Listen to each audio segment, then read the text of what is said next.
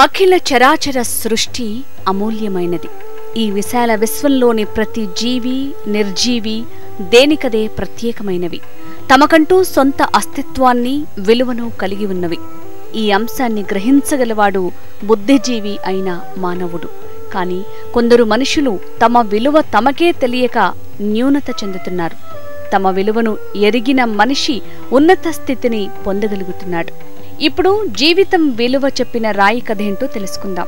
ఒకానొక గురుకులంలో తన గురువు పూర్ణ ప్రజ్ఞుడు దగ్గర విద్య నేర్చుకుంటున్నాడు శిష్యుడు సుధర్ముడు. తన జీవితం విలువ ఎంతో తెలుసుకోవాలని కుతూహలం కలిగింది సుధర్మునికి. ఒకరోజు పూర్ణ ప్రజ్ఞునికి శుశ్రూష చేస్తూ తన సందేహాన్ని తీర్చమని అర్థించాడు.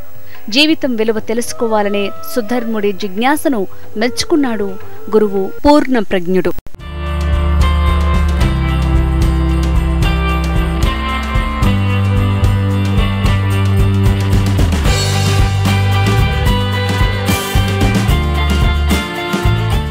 సుధర్ముని జీవితం విలువను చెప్పే క్రమంలో ఒక రాయిని అతని చేతికి ఇచ్చాడు పూర్ణ ప్రజ్ఞుడు.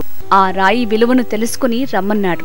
ఎవరి దగ్గరికి వెళ్లినా ఆ రాయి విలువను మాత్రమే తెలుసుకోమని, రాయిని మాత్రం అమ్మొద్దని షరతు విధించాడు గురువు. పూర్ణ ప్రజ్ఞుడు ఇచ్చిన రాయిని తీసుకుని దాని విలువను తెలుసుకునేందుకు బయలుదేరాడు సుధర్ముడు. నిత్యం దైవారాధనకి పూలు ఉపయోగించటం అలవాటు గనుక ముందుగా తనకు తెలిసిన పూల వ్యాపారి దగ్గరికి వెళ్లాడు సుధర్ముడు. తన దగ్గర ఉన్న రాయిని అతనికి చూపించి దాని విలువ ఎంతో చెప్పమని అడిగాడు. ఆ రాయిని చూసిన పూల వ్యాపారి దానికి బదులుగా 5 పూలదండలు ఇస్తానని చెప్పాడు. ఆ రాయిని అమ్మకూడదని గురువు షరతు విధించాడు గనుక ఆ రాయి విలువను మాత్రమే తెలుసుకుని మరొక దుకాణం వైపు వెళ్లాడు సుధర్ముడు.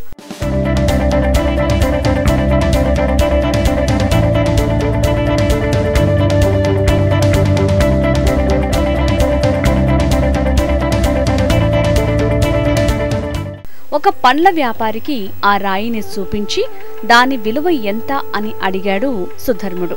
20 పండ్లు ఇస్తానని ఆ రాయిని ఇవ్వమని కోరాడు పండ్ల వ్యాపారి. అందుకు నిరాకరిస్తూ ఆ పక్కనే ఉన్న కూరగాయల వ్యాపారిని కలుసుకున్నాడు. ఆ రాయికి బదులుగా 15 కిలోల కూరగాయలు ఇస్తాను అన్నాడు ఆ వ్యాపారి. రాయి విలువ ప్రతి వ్యాపారి వద్ద మారుతుండటం గమనించాడు సుధర్ముడు. అతనిలో మరింత కుతూహలం పెరిగింది.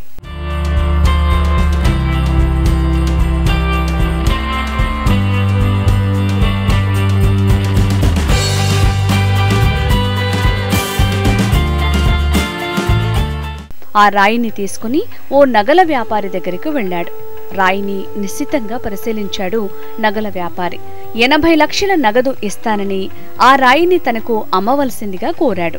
ఆ రాయి విలువను మాత్రమే తెలుసుకోదలిచానని అతనికి బదులిచ్చి అక్కడి నుంచి కదిలాడు సుధర్ముడు. ఈ దృశ్యాన్ని నగల దుకాణానికి ఎదురుగా ఉన్న తన దుకాణం నుంచి చూశాడు వజ్రాల వ్యాపారి. తన దగ్గరకు రమ్మని సుధర్ముని ఆహ్వానించాడు. సుధర్ముడు ఇచ్చిన రాయిని చూసి సంభ్రమాశ్చర్యాలకు లోనయ్యాడు వజ్రాల వ్యాపారి. 4 కోట్ల నగదు ఇస్తానని చెప్పాడు. ఆ రాయిని అమ్మదలుచుకోలేదని బదులిచ్చి అక్కడి నుంచి బయలుదేరబోయాడు సుధర్ముడు. 5 కోట్ల నగదు ఇస్తానని ఆ రాయిని తనకు అమ్మమని ప్రాధేయపూర్వకంగా అడిగాడు వజ్రాల వ్యాపారి. అందుకు సమ్మతించలేదు సుధర్ముడు. దాంతో ఆ రాయిని ఎప్పుడు అమ్మదలిచినా తనని సంప్రదించమని, కోరినంత ధనం ఇస్తానని సుధర్మునికి స్పష్టం చేశాడు వజ్రాల వ్యాపారి. రాయికి ఎనలేని విలువ కట్టిన వజ్రాల వ్యాపారి దక్షతకు ధన్యవాదాలు తెలుపుతూ ఆ రాయి విలువ తెలుసుకోవటమే తన లక్ష్యం అని బదులిచ్చాడు సుధర్ముడు.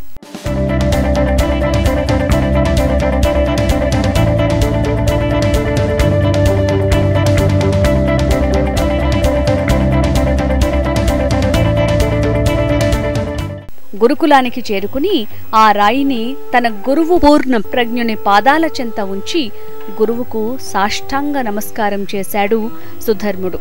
శిష్యుని దీవిస్తూ గురువు హితబోధ చేశాడు. ఒకే రాయికి పూలు, పండ్లు, కూరగాయలు, నగలు, వజ్రాల వ్యాపారులు పలు రకాల విలువ కట్టారు. దాని విలువను వారి వారి స్థాయిని బట్టి కట్టారు. జీవితం కూడా అంతే. నీ జీవితం విలువ నువ్వు చేసే సాంగత్యాన్ని బట్టి ఉంటుంది. సత్సాంగత్యానికి సత్ఫలితం, దుస్సాంగత్యానికి దుష్ఫలితం పొందుతావు అని హితవు పలికారు పూర్ణప్రజ్ఞుడు. చదువు, సంస్కారం, నైతిక విలువలు, ధర్మ ప్రవర్తన, బుద్ధి కుశలత, వ్యాపార దక్షత, వ్యవహార శైలి వీటిని అనుసరించి జీవితం విలువ ఉంటుందని ఈ కథ తేటతెల్లం చేస్తుంది.